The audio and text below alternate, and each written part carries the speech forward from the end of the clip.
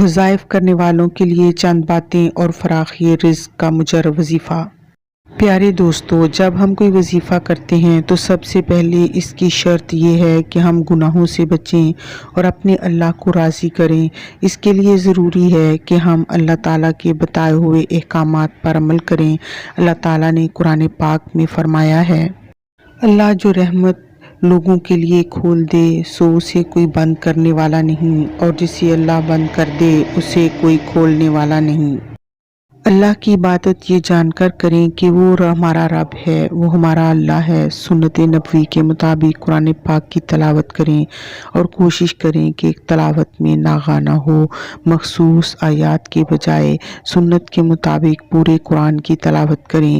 اس کے علاوہ اللہ کے ذکر کی عادت ڈالیں۔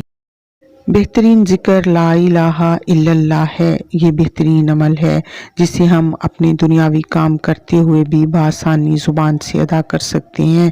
کیا ہی بہتر عمل ہے کہ ہاتھ کام میں مصروف رہیں اور دل اور زبان اللہ کے ذکر میں۔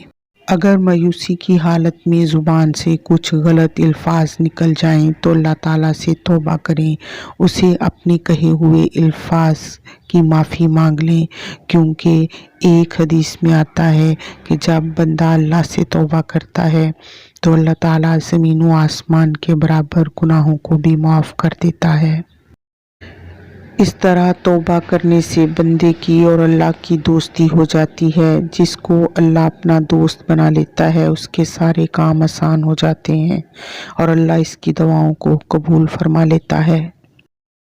اور جب کوئی اللہ کا نافرمان دعا کرتا ہے یا کوئی وظیفہ پڑھتا ہے تو فرشتے اللہ تعالیٰ سے کہتے ہیں، یا اللہ یہ آواز تو بہت کم سنائی دیتی ہے، لگتا ہے یہ آپ کا کوئی نافرمان بندہ ہے۔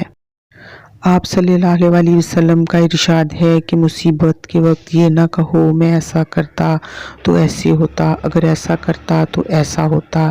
پھر آپ صلی اللہ علیہ وسلم نے فرمایا، بلکہ اس وقت ایسے کہو، یہ سب میرے اللہ نے میرے لیے لکھ رکھا ہے، اس نے جو بہتر چاہا وہ کیا۔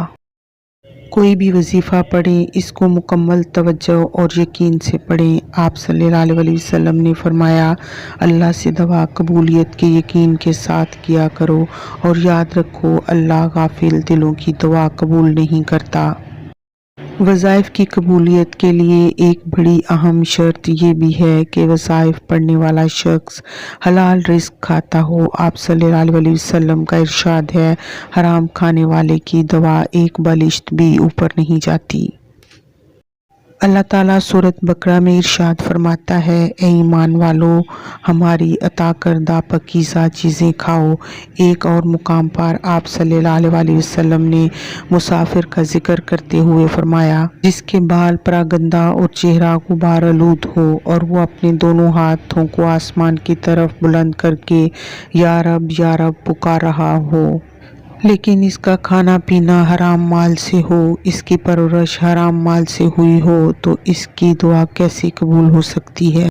تبلیغ کی محنت نہ کرنے والوں کی دعا قبول نہیں ہوتی۔ آپ صلی اللہ علیہ وآلہ وسلم نے فرمایا، اس ذات کی قسم جس کی قبضہ قدرت میں میری جان ہے، تم ضرور نیکی کا حکم دو گے اور برائی سے روکو گے، ورنہ قریب ہے کہ اللہ تعالیٰ تمہاری طرف اپنا عذاب بھیجے، پھر تم ضرور دعا کرو گے اور وہ تمہاری دعا قبول نہیں کرے گا۔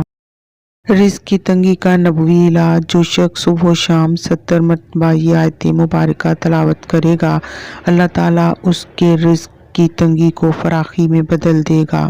اللہ لطیف بعبادہ من یشاء وہو القوی العزیز۔ فراخی رزق کا ایک اور مجرب وظیفہ، ہر فرض نماز کے بعد 1 مرتبہ درود شریف اول آخر اور درمیان میں 7 مرتبہ سورۃ قریش پڑھیں۔ انشاءاللہ اس عمل سے اللہ تعالیٰ تنگی کو فراخی میں بدل دے گا۔ آخر میں اللہ تعالیٰ سے دعا ہے کہ اللہ تعالیٰ ہماری مشکلات ختم کرے، ہمیں آسانیاں عطا فرمائے اور آسانیاں بانٹنے کی توفیق عطا فرمائے، آمین۔ Thanks for watching.